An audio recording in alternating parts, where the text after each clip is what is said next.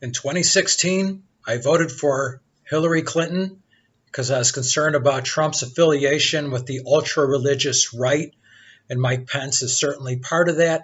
Also concerned about some of his behavior and the way he treated certain people. But so the person I voted for didn't win. We have Donald Trump, and overall there's things he's done I disagree with, and things he's done that I do agree with. Well, I'm having lunch with my coworkers, four people altogether, another white guy like me, and two women who are black. And I've known them for a long time. We go out to lunch a lot. They're my coworkers, and so we know each other pretty well. And so the subject of Nike signing Kaepernick to be their spokesperson, to be their face in their ad campaign comes up. And so they all said that they're purchasing Nike. And I said, not me. And then I was challenged on this, especially by the two ladies. Well, what about the police brutality? And here's a case where this police officer shot an unarmed black man and got away with it. And here's this case. And my cousin went through this with police brutality and discrimination.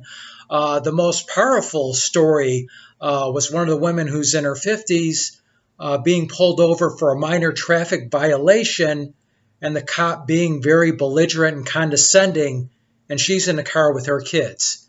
And that was very unfortunate, and that kind of pissed me off. And obviously, not everybody should be police officers. There's some guys out there that they're constantly so desperate to prove their manhood. They constantly have a stick up their ass. They're constantly pissed off. And then they take it out on anybody they come across.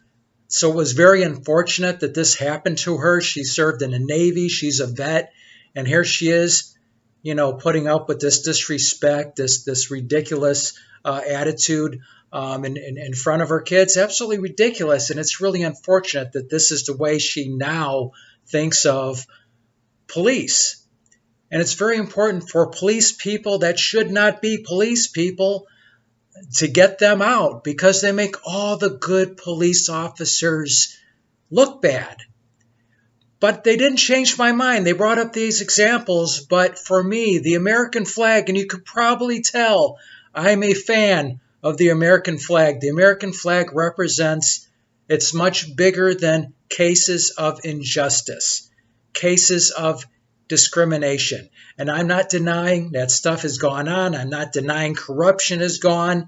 The most horrible things you could imagine. Absolutely, we've had cases of that. We've also had tremendous progress. Think of the progress that we've had over the last 60 years, last 160 years. To me, the American flag is a symbol of freedom, individual rights and liberties, and a symbol of hope and a symbol of progress. So to me, associating the American flag with these cases of injustice is not appropriate. And it's not appropriate to do this in the beginning of every single football game. So I disagree, but at least I can listen and I can appreciate, I can emphasize or have empathy and understand where they're coming from. Like I said, that story she told me was very disturbing. But at the same time, we should never underestimate how much gratitude we should have for organized law enforcement. Organized law enforcement is the reason we have a civilized society. And once again, I see the symbol of the American flag being hope, being freedom, being individual rights and liberties.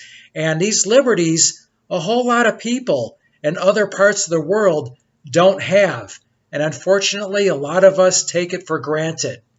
So anyway, once again, we have the disagreement, but at least we listen to each other. And it's very unfortunate the way that Donald Trump handled this situation by simply dismissing the people.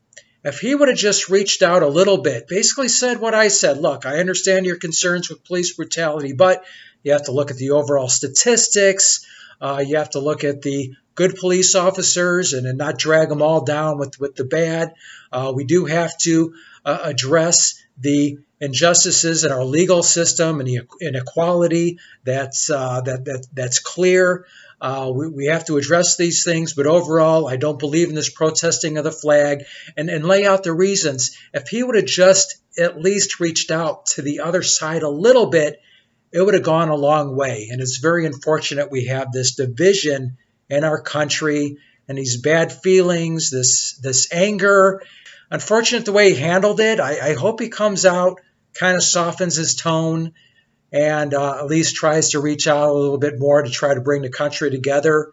When he ran for office, he talked about lifting people up in the inner city. Okay, what's the plan for doing that? Because a lot of these people are struggling, and really struggling in these Democratic-owned cities, struggling in Chicago, for example. So what's the plan?